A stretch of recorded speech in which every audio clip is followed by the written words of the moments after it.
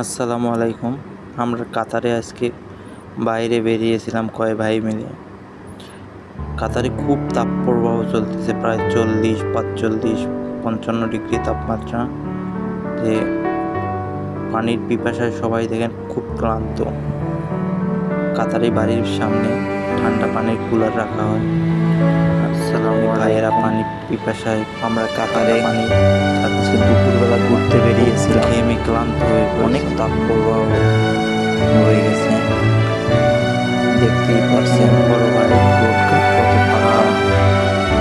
এরকম যে ভাইয়েরা বের হয়, দেখেন সেরকম প্রতি বাড়ির কাছে পানির ঠান্ডা কুলার রয়েছে। খুব ঠান্ডা পানি খেয়েছে।